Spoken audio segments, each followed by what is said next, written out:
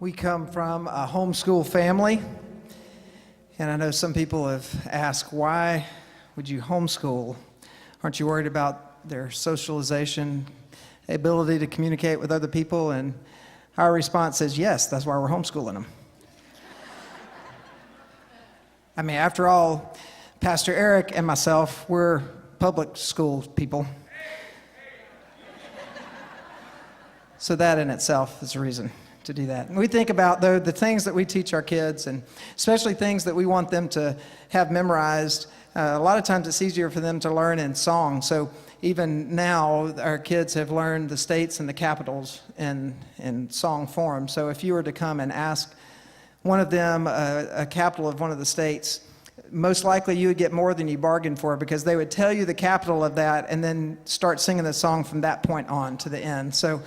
But it is very useful, it's very helpful, which made me wonder, what would it be like if you were a homeschool family back in the 1st or 2nd century and you were a follower of Christ?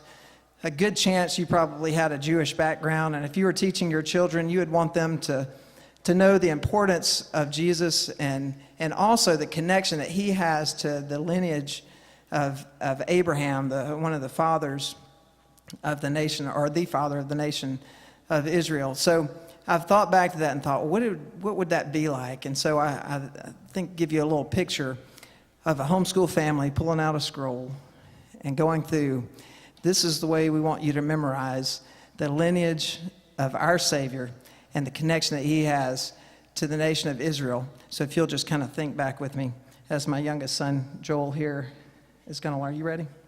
Sure. So here, Joel, is the lineage of Jesus going back to Abraham. All right, you ready to go? Let's go.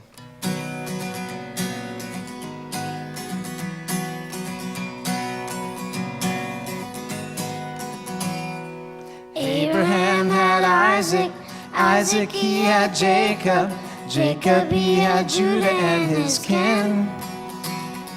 Then Perez and Zerah came from Judah's woman Tamar. Perez he brought Hezron up, and then came Aram, then Amminadab, then Nahshon, who was then the dad of Salmon, who with Rahab fathered Boaz. Ruth she married Boaz, who had Obed, who had Jesse. Jesse he had David, who we know as king. David he had Solomon by dead Uriah's wife.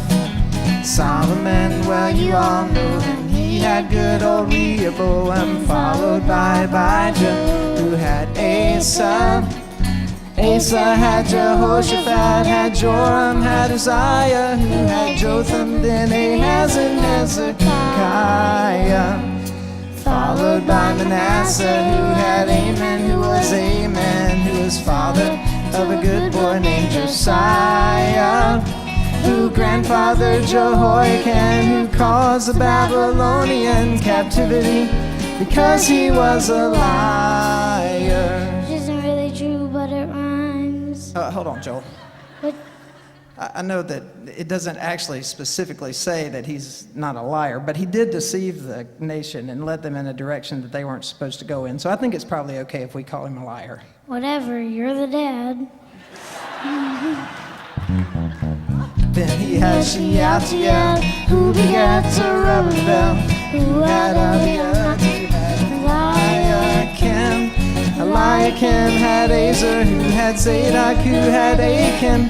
Achim was the father of Eliab. Then he had Eleazar, who had Nathan, who had Jacob. Now listen very closely, I don't want to sing this twice. Jacob was the father of Joseph, the husband of Mary, the mother of Christ.